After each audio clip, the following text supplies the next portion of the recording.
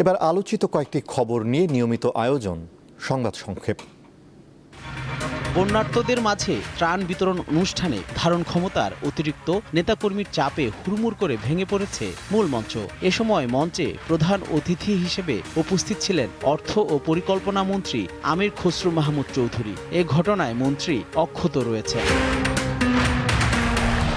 কক্সবাজার সমুদ্র সৈকতের সুগন্ধা পয়েন্টে টর্নেডোর আঘাতে পর্যটকদের জন্য রাখা অর্ধশতাধিক চেয়ার ও ছাতা ক্ষতিগ্রস্ত হয়েছে। শুক্রবার বিকেলে আঘাত হানা টর্নেডোটি প্রায় ৩ থেকে ৫ মিনিট স্থায়ী ছিল বলে জানিয়েছেন প্রত্যক্ষদর্শীরা। এ সময় সৈকতে থাকা পর্যটকদের মধ্যে আতঙ্ক ছড়িয়ে পড়ে।